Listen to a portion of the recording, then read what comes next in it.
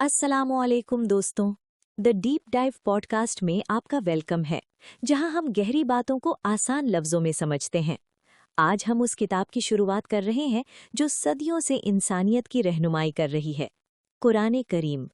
हमारा आज का फोकस है पहला पारा, जिसे हम अलिफ लाम मीम के नाम से जानते हैं।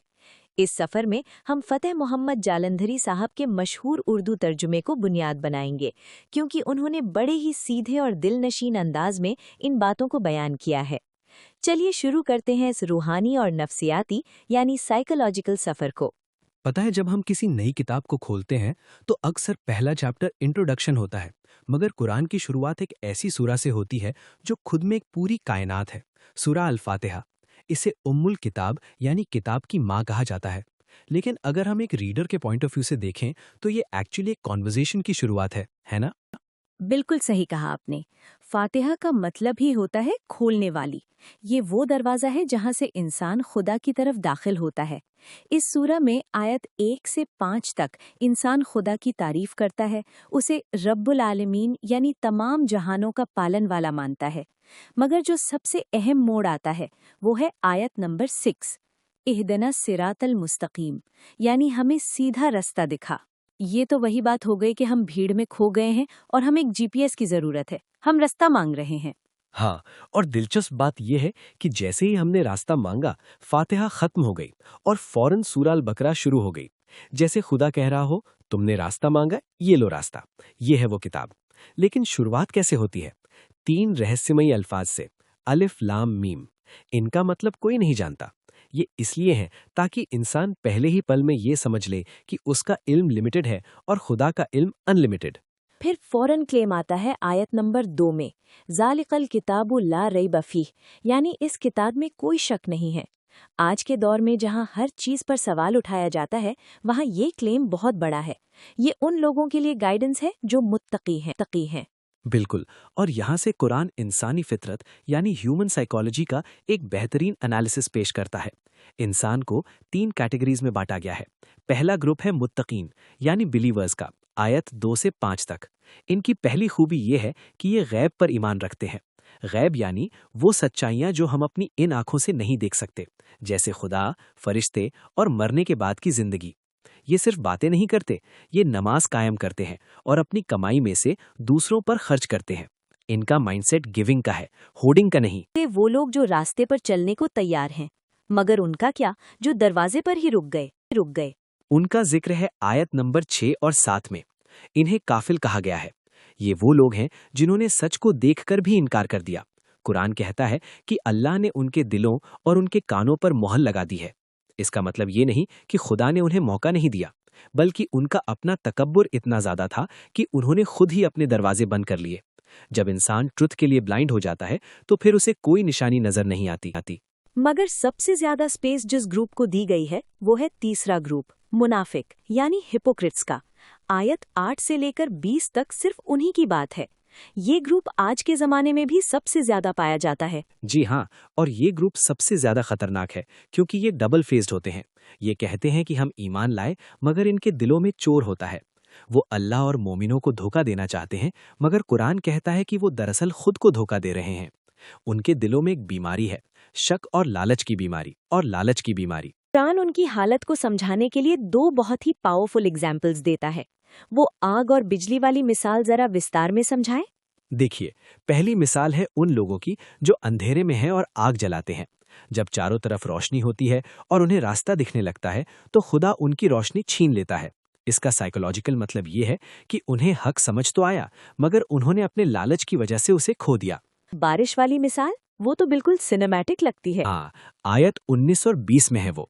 एक जोर की बारिश हो रही है, अंधेरा है, गरज है और बिजली चमक रही है। ये लोग मौत के डर से अपने कानों में उंगलियां ठोंस लेते हैं। जब बिजली चमकती है तो वो थोड़ी देर के लिए उसकी रोशनी में चल लेते हैं, मगर जैसे ही अंधेरा होता है वो ठिठक कर खड़े हो जाते हैं।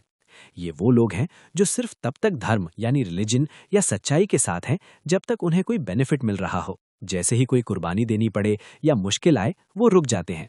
वाओ वाओ, यानी ये कन्वीनियंस की स्पिरिचुअलिटी है। जब तक फायदा है तब तक हम साथ हैं। ये सेगमेंट हमें सिखाता है कि गाइडेंस सिर्फ उन्हें मिलती है जो सिंसियर होते हैं। अगर दिल में खोट है तो रोशनी आकर भी चली जाएगी। हमने उन लोगों की नफ्सियात यानी साइकोलॉजी समझी जो ट्रूथ को रिजेक्ट करते हैं। मगर अब सवाल ये है कि ये सब शुरू कहाँ से हुआ? इंसान का इस धरती पर ओरिजिन क्या है? कुरान इस बारे में बड़ा दिलचस्प मंजरकशी करता है। बिल्कुल बिल्कुल। और यहाँ से आयत 30 से 39 का सिलसिला शुरू होता है। अल्लाह ताला फरिश्तों से कहता है, मैं ज़मीन पर एक खलीफा यानी नायब या रिप्रेजेंटेटिव बनाने वाला हूँ। फरिश्तों के दिमाग में एक डर पैदा होता है। वो पूछते हैं, क्या तू ऐसे शख्स को पैदा करेगा जो ज़मीन में फसाद फैलाए और खून खराबा करे? फरिश्तों का ये सवाल वाकई काबिल गौर है। उन्हें कैसे पता था कि इंसान फसाद करेगा? शायद उन्होंने पहले ऐसी मखलूकात देखी थी, मगर खुदा का जवाब क्या था? खुदा ने सिर्फ इतना कहा, जो मैं जानता हूं वो तुम नहीं जानते। और यहाँ से इंसान की सुपीरियॉरिटी की असली वजह सामने आती है। अल्लाह ने आदम अलैहिस्सलाम को तमाम चीज़ों के नाम सिखाए, यानी आयत 31 में। जब फरिश्तों से उन चीज़ों के बारे में पूछा गया तो वो खामोश हो गए। उन्होंने कहा, हमें तो सिर्फ उतना ही इल्म है जितना तूने हमें सिखाया है। इंसान की असली ताकत उसकी फिजिकल बॉडी में नहीं, बल्कि उसकी इंटेलेक्ट और कॉग्निटिव एबिलिटी में है। उसे नेम्स यानी इन्फॉर्मेशन को प्रोसेस करने की ताकत दी गई है। सही पकड़ा आपने। और इसे इल्म की बुनियाद पर अल्लाह ने फरिश्तों को हुक्म दिया कि आदम को सजदा करो, यानी आयत 34 में। सब ने सजदा किया, मगर इब्लीस ने इनकार कर दिया। उसने कहा, मैं इससे बेहतर हूँ, तूने मुझे आग से बनाया और इसे मिट्टी से। ये दुनिया का पहला ईगो ट्रिप और रेसिज्म का केस था। उसने मिट्टी की हकीर अपीयरेंस तो देखी, मगर उसके अंदर छुपा हुआ इल्म और रूह नहीं देखी। इसके बाद आदम और हव्वा को जन्नत में रहने की इजाज़त दी गई, मगर एक शर्त के साथ। एक खास दरख्त के पास जाने से मना किया गया, आयत 35 में। शैतान ने उन्हें बहकाया और उनसे गलती हो गई। मगर यहाँ एक बहुत बड़ी बात है जो जालंधरी साहब के तर्जुमे में साफ दिखती है। इंसान जब गलती करता है तो उसके पास दो रास्ते होते हैं, इब्लीस की तरह जिद्दी बन जाना या आदम की तरह माफ़ी मांगना। हाँ, और आदम अलैहिस्सलाम ने माफ़ी मांगी। आयत 37 में जिक्र है कि अल्लाह ने उन्हें माफ़ी के अल्फाज सिखाए और उन्हें माफ़ कर दिया। ज़मीन पर भेजना कोई सज़ा नहीं थी, बल्कि उन्हें उनके असली मकसद यानी खलीफा के तौर पर भेजा गया। अल्लाह ने वादा किया कि जो मेरी हिदायत की पैरवी करेगा उसे ना कोई खौफ होगा ना कोई दुख। आयत 30। आदम अलैहिस्सलाम का किस्सा तो एक शुरुआत थी, मगर इस पारा का सबसे बड़ा हिस्सा एक ऐसी कौम की हिस्ट्री को खोलता है जिसे बनी इसराइल कहा जाता है। इनका जिक्र इतनी तफसील से क्यों है? क्योंकि वो एक केस स्टडी है। आयत 40 से लेकर पारा 1 के आखिर तक उनका जिक्र चलता है। ये वो कौम थी जिन पर खुदा ने बेइंतहा एहसानात किए, उन्हें फिरौन की गुलामी से निजात दिलाई। आयत 50 में बताया गया है कि कैसे अल्लाह ने उनके लिए समंदर को बीच से फाड़ दिया और वो निकल गए, जबकि फिरौन की फौज उनकी आंखों के सामने डूब गई। इतने बड़े मिरेकल्स देखने के बाद तो इंसान को खुदा का सबसे बड़ा शुक्रगुजार होना चाहिए था, मगर उनका रवैया क्या था? उनका दिल सख्त हो गया था। जब हजरत मूसा अलैहिस्सलाम कोहे तूर पर 40 दिन के लिए खुदा से बात करने गए तो पीछे से इन लोगों ने एक सोने का बछड़ा यानी गोल्डन काफ बनाकर उसकी पूजा शुरू कर दी। आयत 51 में उन्होंने मिरेकल्स को अपनी आंखों से देखा, मगर उनका ईमान इतना कमजोर था कि वो फौरन भटक गए। कुरान उनके नखरों का भी जिक्र करता है ना? जैसे उनका खाने को लेकर जिद करना। जी हाँ, आयत 61 में जिक्र है। खुदा उन्हें मन्ना और सलवा जैसा बेहतरीन खाना आसमान से भेज रहा था, मगर उन्होंने कहा, ए मूसा, हम एक ही तरह के खाने पर सब्र नहीं कर सकते, हमें ज़मीन की सब्जियां चाहिए, साग, ककड़ी, मसूर और प्याज। उन्होंने डिवाइन फूड को ऑर्डिनरी चीज़ों से बदलना चाहा। उनकी साइकोलॉजी गुलामी वाली हो गई थी। वो आसमान की तरफ देखने के बजाय ज़मीन की मिट्टी में ढूंढ रहे थे। ये तो वाकई हैरत अंगेज है। इतने एहसानात के बाद भी नाशुक्री। कुरान उन्हें बार बार याद दिला रहा है कि उन्होंने कैसे अपने ही अंबिया का मजाक उड़ाया और खुदा के वादों को तोड़ा। बिल्कुल, इन दो सेगमेंट्स में हमें ये सबक मिलता है कि इल्म इंसान को बुलंदी पर ले जाता है, मगर ईगो और नाशुक्री उसे जमीन में धंसा देती है। बनी इसराइल का ये सफर अब एक ऐसे मोड़ पर पहुंचने वाला है जहां एक गाय का किस्सा उनके दिलों की सख्ती को पूरी तरह एक्सपोज कर। अब आता है वो किस्सा जिस पर इस पूरी सूरा का नाम रखा गया है, अल बकरा यानी गाय का किस्सा। आयत 67 से 74 तक ये वाकया दर्ज है।